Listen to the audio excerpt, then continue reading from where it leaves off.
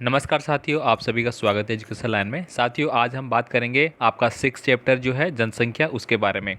तो दोस्तों, जो एसएसटी सामाजिक विज्ञान का जो पूरा चैप्टर थे भूगोल से रिलेटेड, वो आज पूरे हो जाएंगे। इसके बाद हम पॉलिटिकल साइंस के जो चैप्टर है वो स्टार्ट करेंगे। जैसा कि मैंने आपको पोल के माध्यम से पूछा था, और सबसे ज़्यादा जो वोट है वो पॉलिटिकल साइंस के रिगार्डिंग आए थे। तो साथियों, आप तक जो भी हमने पहले के 5 चैप्टर पढ़ लिए हैं वो आपको अच्छे से समझ में आ चुके होंगे। नहीं आए तो एक बार आप उनको रिवाइज कर सकते हैं। ठीक है, तो यहाँ पे हम पढ़ेंगे जनसंख्या। अब जनसंख्या शब्द से तो आप सभी समझ चुके होंगे जनसंख्या क्या होती है। यानी कि किसी आबादी क्षेत्र को लेके जो गणना की जाती है उसी को जनसंख्या बोलते हैं। ठीक है। तो चलिए, इसके बारे में इंपॉर्टेंट फैक्ट है वो जान लेते हैं। और आपसे रिक्वेस्ट भी होगी, आप चैनल पे नए हैं तो प्लीज़ चैनल को सब्सक्राइब कीजिए। वीडियो को लाइक नहीं किया है तो लाइक कर दीजिए, बाकी अपने दोस्तों को इन्वाइट कर लीजिए। मतलब कुछ दिनों बाद आपके जो कक्षा है वो भी स्टार्ट होने वाली है। स्कूलें मतलब वापस से ओपन होने वाली है, तो क्यों ना अभी से अपन स्टार्ट कर दे। प्राइवेट स्कूल के जो छात्र हैं उनकी कक्षाएं तो शायद स्टार्ट भी हो चुकी है। तो अगर आप प्राइवेट में पढ़ते हैं तो कमेंट करके ज़रूर बताना। तो चलिए स्टार्ट करते हैं। यहाँ पे देखिए, सबसे पहले इम्पोर्टेंट जो याद रखने बातें हैं वो क्या है। जनगणना एक निश्चित समय अंतराल में जनसंख्या की आधिकारिक गणना जनगणना कहलाती है। एक निश्चित समय का मतलब होता है भारत में प्रत्येक 10 वर्ष के बाद में क्या होता है, जनगणना होती है। ठीक है, इस बात का तो आपको पता है। और सबसे पहले जनगणना कब हुई थी, किसने शुरू की थी, ये सारी बातें इसमें शायद आ जाएगी। अभी वो अपन यहाँ पे रीड कर लेते हैं। तो यहाँ पे देखिए, सेकेंड ही पॉइंट आ गया इसके बारे में जो मैंने बोला। ठीक है, भारत में सबसे पहले 1872 में जनगणना की गई थी। हालांकि 1881 में पहली बार एक संपूर्ण जनगणना की जा सकी। उसी समय से प्रत्येक 10 वर्ष पर जनगणना होती है। यानी कि देखिए, 1881 से लेकर लगातार जो जनगणना है वो स्टार्ट हो गई थी, और अब तक प्रत्येक 10 वर्ष के अंतराल में होती रहती है। तो आपको ध्यान क्या रखना है, 2011 की जनगणना आपको ध्यान रखना है। ठीक है, 2021 के आंकड़े शायद अभी हुए नहीं कोविड की वजह से, या फिर आंकड़े आए नहीं, तो वो आप बाद में ध्यान रखेंगे। 2011 की जनगणना के अनुसार भारत की जो कुल जनसंख्या है वो कितनी है, वो आप यहाँ पे लिखा गया है 12,10,193,422। ठीक है, आप इसको डिजिट फॉर्म में याद रखेंगे, जो विश्व की कुल जनसंख्या का 17.5% है। तो जो इम्पोर्टेंट बात है वो ये है कि विश्व की जो टोटल जनसंख्या है उसका 17.5% भारत में लोग रहते हैं। कितनी बड़ी आबादी हो गई है ना। पहले नंबर पे कौन आता है, पहले नंबर पे आपका आता है चीन।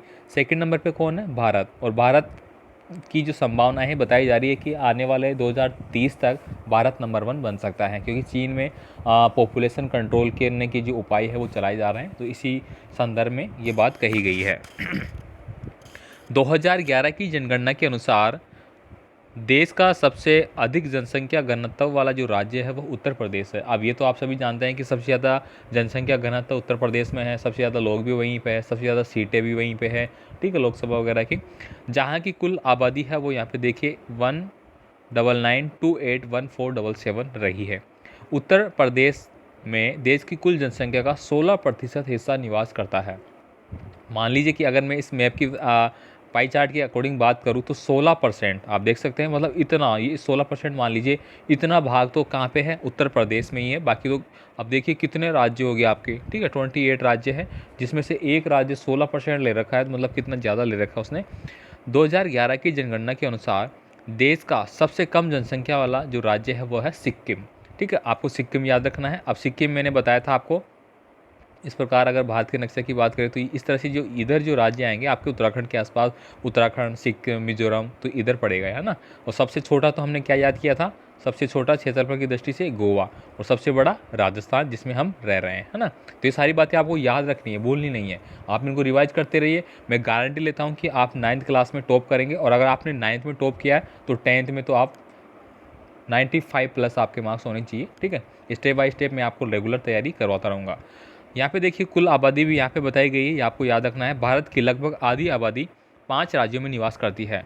एक लिए आधी आबादी 5 राज्यों में निवास कर रही है। उनके नाम कौन कौन से हैं? उत्तर प्रदेश, महाराष्ट्र, बिहार, पश्चिम बंगाल और आंध्र प्रदेश। ठीक है, ऐसे राज्य ये जहाँ पे सबसे ज़्यादा जो जनता है, जहाँ पे जो लोग हैं वो निवास करते हैं। ठीक है, तो ये आपको याद करना है। ये प्रश्न आपका एग्जाम में ज़रूर बनेगा, 100% बनेगा कि भारत की कुल आबादी की सबसे ज़्यादा प्रतिशत जनसंख्या जो निवास करती है वो कहाँ पे करती है या कितने राज्यों में करती है, तो ये आपको याद करना है। सबसे पहले नंबर पे यूपी आ जाएगा, फिर महाराष्ट्र, फिर बिहार, फिर पश्चिम बंगाल, फिर आंध्र प्रदेश। ठीक है। 2011 की जनगणना के अनुसार सबसे अधिक जनसंख्या घनत्व वाला जो राज्य है वो पश्चिम बंगाल है। अब राज्य जो 2011 की जनगणना हुई थी तो उसमें जनसंख्या घनत्व वाला जो राज्य है सबसे ज़्यादा तो वो पश्चिम बंगाल है। यहाँ जनसंख्या घनत्व वो 1028 व्यक्ति प्रति वर्ग किलोमीटर है। अब ये बात हम समझेंगे कि जनसंख्या घनत्व प्रति वर्ग किलोमीटर है वो क्या है। अब मान लीजिए कि दोस्तों, अब मैंने ये लाइन खींच दी है ना। अब मान लीजिए कि ये 1 किलोमीटर को रिप्रेजेंट कर रही है, 1 किलोमीटर को, ठीक है, डिफाइन कर रही है। तो हम देखेंगे कि 1 किलोमीटर के अंदर कितने लोग निवास कर रहे हैं। ठीक है, 1 किलोमीटर में कितने लोग निवास कर रहे हैं, इसी को बोलता है जनसंख्या घनत्व प्रति व्यक्ति वर्ग किलोमीटर। आप समझ में आ गए। तो 1 किलोमीटर में लगभग 1028 लोग यहाँ पे रहते हैं। ये आंकड़ा आया है जो कि सबसे ज़्यादा होता है ना। सबसे कम जनसंख्या घनत्व वाला जो राज्य है वो है अरुणाचल प्रदेश। यहाँ जनसंख्या घनत्व वो 17 व्यक्ति प्रति वर्ग किलोमीटर है। अगर औसत निकाला जाता है पूरी जो जनसंख्या है उसका, तो कितना निकल के आता है, 17। तो कम हो गया ना, मतलब इतना कम किसी राज्य में नहीं है, सबसे कम इसी में निकल के आता है। जबकि गोवा में भी नहीं है, क्योंकि गोवा छोटा ज़रूर है लेकिन जहाँ पे लोग रह रहे हैं वो थोड़े प्रति वर्ग किलोमीटर ज़्यादा है, इसलिए, है ना। 2011 की जनगणना के अनुसार केरल में लिंग अनुपात है वो 1084 है, जबकि दिल्ली में लिंग अनुपात है वो 866 है। तो ये लाइन काफ़ी इंपॉर्टेंट है, ऐसे कैसे आपके एग्ज़ाम में छपेगी। जो भी आपका एग्ज़ाम लगे, द्वार्षिक, वार्षिक, मतलब टेस्ट वगैरह, ये पर्सन आपका ज़रूर आएगा इस चैप्टर में जब भी आपका पर्सन बनेगा। ठीक है, आप याद रखना इसको। ये पर्सन दोस्तों आपके लिए ही नहीं है, ये एग्ज़ाम जो कंपटीशन एग्ज़ाम होते हैं उनके लिए भी हेल्पफुल है, इसलिए मैं इनको आपको एक्स्ट्रा बता रहा हूँ, है ना। आप इनको नोट डाउन करें, जब आप आगे जाके तैयारियाँ करेंगे तो आपको बहुत लाभ यहाँ से मिलेगा। खासतौर पे आपको 9वीं 10वीं 8वीं 9वीं 10वीं और 11वीं 12वीं ये किताबें तो आपको रखना ही रखना है, बेचना मत अगर आप प्राइवेट में पढ़ते हैं तो, क्योंकि गवर्नमेंट वालों को तो जमा करानी पड़ती है नहीं लेने के लिए। आगे देखिए, 2011 की जनगणना के अनुसार देश की साक्षरता दर 74.08% है, जिसे पुरुषों की जो साक्षरता है वो 82.14% है, जबकि महिलाओं की 65.46% है। मतलब 2011 की जनगणना के अनुसार बात की जाए तो सबसे ज़्यादा जो साक्षरता दर है वो पुरुषों की रही है महिलाओं की अपेक्षा। 2011 की जनगणना के अनुसार भारत का जो लिंग अनुपात है, टोटल पूरे भारत की बात की जा रही है यहाँ पे, वो है 940। भारत में सबसे अधिक साक्षरता वाला जो राज्य है वो केरल है। 93.9% लोग वहाँ पे पढ़े लिखे हैं। ठीक है, साक्षरता का मतलब क्या हो गया, पढ़े लिखे सबसे ज़्यादा कौन से राज्य में है उसके बारे में बात की गई है। और सबसे कम बिहार का है। अब बिहार तो आप जानते ही हैं बिहार की कंडीशन, बिहार के लोग आपको हर जगह काम करते हुए मिल जाएंगे, इसीलिए वहाँ पे, क्योंकि वहाँ पे जनसंख्या ज़्यादा है पहली बात तो हर कोई वहाँ पे पढ़ा नहीं पाता, गरीबी है, गरीबी होने के कारण काम पे लगना पड़ता है ताकि परिवार को कैसे चलाया जाए, है ना। आगे देखिए, एक वर्ष में प्रति 1000 लोगों पर जन्म लेने वाले जीवित बच्चों की संख्या के जन्म दर कहा जाता है। मतलब जन्म दर किसको कहेंगे, यानी कि एक वर्ष में मान लीजिए पूरे 12 महीने हैं, 12 महीने में जो बच्चों का जन्म हुआ है तो उनमें जो जीवित बच्चे हैं, क्योंकि कई बार मर भी जाते हैं बच्चे किसी कारणवश, तो जो जीवित बच्चे हैं उनकी जो जन्म दर है वो कितनी है, ठीक है, उसको जन्म दर बोला जाता है। तो ये तो हो गया जनसंख्या के रिगार्डिंग कुछ इंपॉर्टेंट जानकारियाँ। दोस्तों ये पूरे नोट्स की फॉर्म में आपको पढ़ाए जा रहे हैं, ठीक है। आपको पूरी किताब में एक एक रट्टा मैं लगाऊँ ये सा वैसा, तो इससे अच्छा है कि हमें इम्पोर्टेंट बातें हैं वो पता लगे नोट्स की फॉर्म में, ठीक है, वो हमने बताई। अब हम पढ़ेंगे क्वेश्चनों के बारे में, किस प्रकार के क्वेश्चन बनेंगे और हमें कैसे आंसर करना है। फर्स्ट क्वेश्चन की बात करेंगे यहाँ पे, एक निश्चित समय अंतराल में जनसंख्या की आधिकारिक गणना को हम जनगणना बोलते हैं। यह हमने पहली लाइन पढ़ी थी, तो प्रश्न आपका बन जाए कि जनगणना किसे कहते हैं।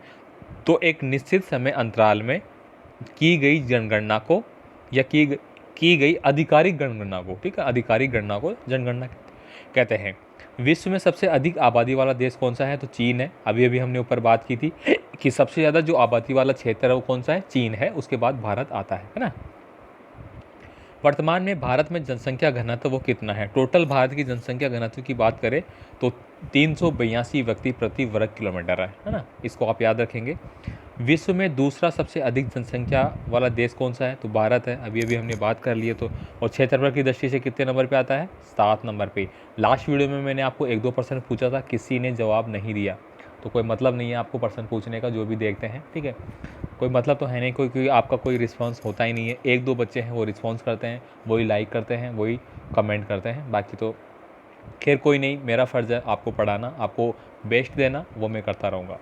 आगे देखिए 2011 की जनगणना के अनुसार भारत का लिंग अनुपात है वो क्या है। तो 2011 की जनगणना के अनुसार अभी हमने पढ़ा, टोटल भारत का जो लिंग अनुपात है वो 940 है। सबसे ज़्यादा लिंग अनुपात कहाँ का था, सबसे कम कहाँ का था, अभी हमने पूरी बात की है, ठीक है, वो भी आपको बताना है। आगे देखिए सबसे कम जनसंख्या वाला राज्य है वो कौन सा है, सिक्किम है। मैंने अभी यहाँ पे मैप के ज़रिए बताया था कि इस साइड पड़ेगा सिक्किम, है ना। और सबसे ज़्यादा जो साक्षरता दर है वो केरल की बताई मैंने, कितनी 93.9% है ना। सबसे कम किसकी थी, बिहार की। मृत्यु दर किसे कहते हैं, एक वर्ष में प्रति 1000 व्यक्तियों में मरने वालों की जो संख्या है वो मृत्यु दर कहलाएगी। एक वर्ष में जन्म लेने वाले जीवित बच्चों की संख्या जन्म दर कहलाएगी, सीधी सी बात है। भारत की जनसंख्या में नगरीय जनसंख्या कितनी % है, मतलब बड़े बड़े नगर हैं कौन कौन से हैं, जैसे कि दिल्ली हो गया, महानगरों की बात करते हैं, दिल्ली हो गया, महाराष्ट्र हो गया, ठीक है गोवा हो गया, ये बड़े बड़े हो गए। तो इनके आधार पे जो बात की गई है वो 31.16% है, टोटल भारत की बात करें तो, है ना। आगे देखिए यहाँ पे जनसंख्या वृद्धि दर का मुख्य कारण क्या है, तो मृत्यु दर में गिरावट। दोस्तों जनसंख्या कब बढ़ेगी किसी देश की, जो मरने वाले हैं उनकी संख्या कम होगी। तो ऑब्वियसली बात है कि डेली बच्चे को जन्म हो रहा है तो बढ़ते जा रहे हैं, मरने वाले कम हैं। 10 बच्चे जन्मे, मरे 2, तो क्या होगा, जनसंख्या बढ़ेगी। अब थोड़े बड़े पर्सन आगे, इनको भी अपन समझ लेते हैं। स्वास्थ्य जनसंख्या कैसे लाभकारी है, तो एक स्वस्थ व्यक्ति अधिक घंटों तक कार्य कर सकता है, इससे उसकी आयु में वृद्धि होती है। स्वस्थ जनसंख्या उत्पादन को बढ़ाने में मदद करती है।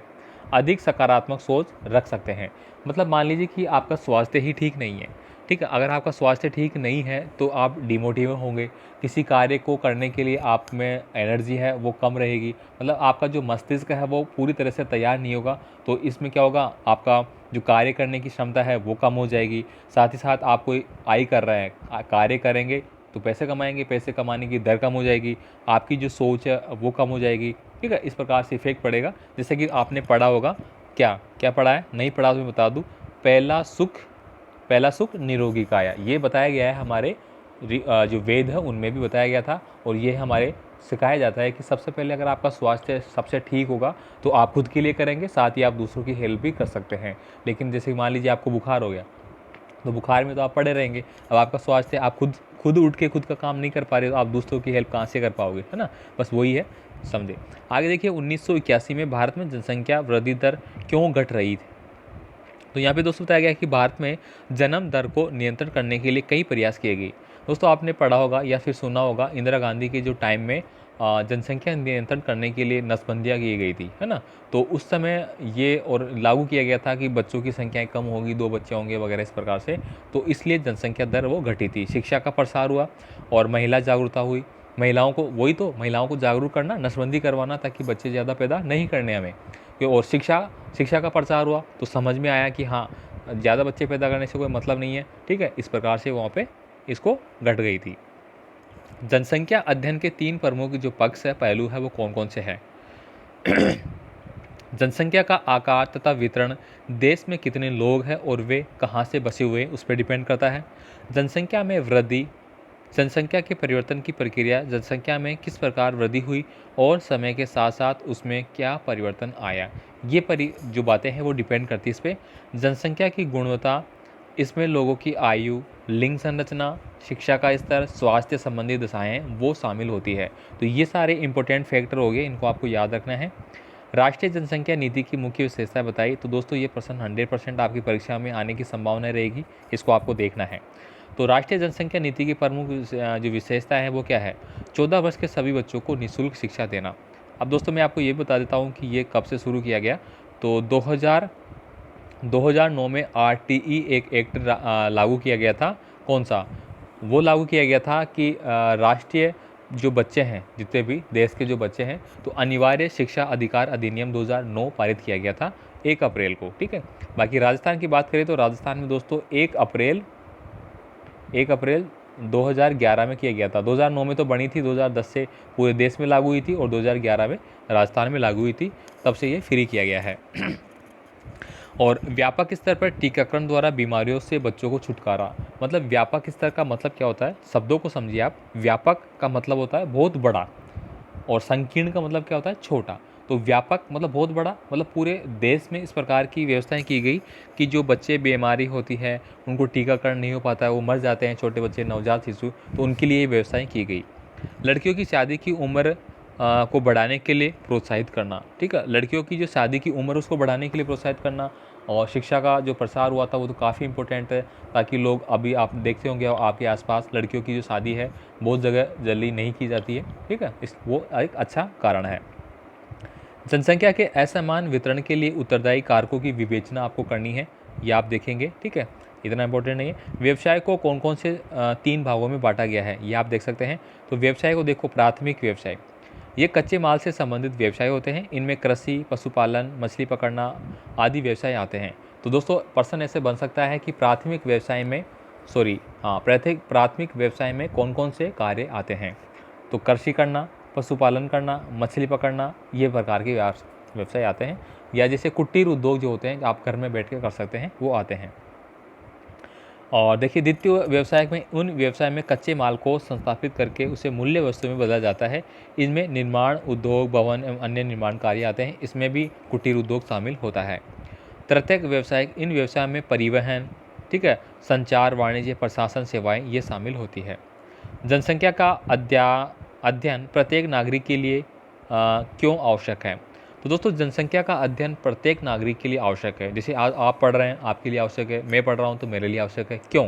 क्योंकि इससे दोस्तों हमारी देश की जो स्थिति उसका पता लगता है कि हमारे देश की क्या कंडीशन है, कितने लोग हैं, कितने बेरोज़गारी है। क्योंकि जितने ज़्यादा लोग होंगे उस हिसाब से पता लगेगा। कम लोग हैं, बेरोज़गारी कम हो जाएगी, तो कितने रोज़गार चल रहे हैं, ठीक है, कितनी टेक्नोलॉजी डेवलप कर रही है, ये सारी चीज़ें हैं वो जनसंख्या पे डिपेंड करती है ना। तो यहाँ पे देखिए जन्म मृत्यु दर वगैरह हो गया, है ना। लोगों की आयु संरचना, मृत्यु दर, व्यवसाय ढांचे जानकारी प्राप्त होती है। जनसंख्या वितरण और क्षेत्र विकास की जानकारी, लोगों का एक क्षेत्र से दूसरे क्षेत्र को प्लान करके तथा आधुनिक प्रौद्योगिकी का प्रयोग करके उद्योग व्यापार के क्षेत्रों में एक दशक के भीतर की गई प्रगति का ज्ञान कराता है। लिंग अनुपात की स्थिति जानकीकी के आंकड़े, लिंग अनुपात मतलब लिंग अनुपात कितना है, कितनी महिलाएं हैं, कितने पुरुष है, ये सारी जानकारियाँ दोस्तों हमें जनसंख्या के आधार पे ही पता लगती है। इसलिए इसकी जानकारी होना अति आवश्यक है। आगे हम पढ़ेंगे, यहाँ पे साक्षरता वगैरह सब इसके आधार पे होती है। लिंग अनुपात क्या है भारत में? लिंग अनुपात ये दोस्तों काफ़ी इंपॉर्टेंट पर्सन है। ठीक है, इसको आप 100% पढ़ेंगे और इसकी भी 100% संभावना है आपकी परीक्षा में आने की। तो यहाँ पे दोस्तों मैं इंपॉर्टेंट आपको इसीलिए बता रहा हूँ ताकि आप इनको एक बार अच्छे से पढ़ें, एग्ज़ाम जब आपकी तैयारी करेंगे तो आप इनको थोड़ा ज़्यादा देखें। तो यहाँ पे देखिए दोस्तों क्या है, जनसंख्या में प्रति 1000 पुरुषों पर उपलब्ध महिलाओं की संख्या को लिंग अनुपात कहते हैं। मतलब प्रति 1000 तो पुरुष मान लीजिए, आपने गिनती की, अब उसके हिसाब से टोटल महिलाएं कितनी हैं उसको 1000 के अकॉर्डिंग देखेंगे, तो वो क्या हो जाएगा, आपका लिंग अनुपात कहलाएगा। भारत में तुलनात्मक रूप से बालिका शिशु मृत्यु दर अधिक है। मतलब बालिकाओं को अधिक मारा जाता है, या फिर ऐसा नहीं बोलना चाहिए मेरे को, लेकिन बालिकाओं की जो मृत्यु दर है वो ज़्यादा है। जैसे कि आपने पढ़ा होगा, सुना है, अगर किसी की कोख में बच्ची है, लड़की है, तो उसको मार दिया जाता है, गिरा दिया जाता है। तो इसीलिए जो लड़कियां हैं उनकी संख्या घट गई। ठीक है, और सबकी सोच क्या है कि बस हमारे तो लड़का होना चाहिए, लड़का होना चाहिए। या लड़का होगा कब, जब लड़की होगी, उसका विवाह होगा तभी तो लड़का होगा। अब लड़कियाँ ही नहीं तो लड़का कहाँ से पैदा होगा। मतलब सोच बेकार है। भारतीय समाज में लड़कियों की अपेक्षा लड़कों को अच्छे ढंग से पालन पोषण किया जाता है। महिलाओं में अभी भी प्रसव काल में होने वाली जो मृत्यु दर है वो अधिक है। मतलब जब महिलाएं प्रेग्नेंट होती है, ठीक है, जब उनका बच्चा का जन्म होने की संभावना रहती है, उस दौरान मतलब कच्ची उम्र में माँ बन जाना लड़कियों का, जल्दी शादी कर दी गई है, ये अशिक्षा के कारण होता है। और या फिर उनको जो खान पान है वो सही से नहीं मिल पाया, तो इस कंडीशन में वो कमज़ोर होती है और बच्चे को जन्म देते समय दोनों की कई बार मृत्यु हो जाती है, माँ की भी और बच्चे की भी। तो ये भी एक कारण है। आगे देखिए, ग्रामीण क्षेत्र में महिलाओं को सामाजिक आर्थिक स्तर पर पुरुषों की अपेक्षा नीचे समझा जाता है। गैर कानूनी भ्रूण लिंग परीक्षण बालिका शिशु के साथ किया जाने वाला अन्योन्य व्यवहार है। ये देखो मैंने बताया ना अभी। आगे देखिए, यहाँ पे क्वेश्चन नंबर 9 है, भारत में जनसंख्या के घनत्व में इतनी अधिक विविधताएं क्यों पाई जाती है। तो यह आप बता देंगे, क्यों बताएंगे। यहाँ पे देखिए क्या लिखा गया है, भारत के जिन राज्यों में उपजाऊ भूमि का विस्तार अधिक है वहाँ जनसंख्या घनत्व अधिक है। वर्षा की मात्रा अधिक वर्षा वाले भागों में जनसंख्या घनत्व अधिक होता है। जलवायु जलवायु के अकॉर्डिंग दोस्तों यहाँ पे प्रतिकूल होता है ना। तो परिवहन के बारे में बता सकते हैं आप, औद्योगिक विकास। तो ये सारी चीज़ें दोस्तों आपके जनसंख्या घनत्व को डिफाइन करती है।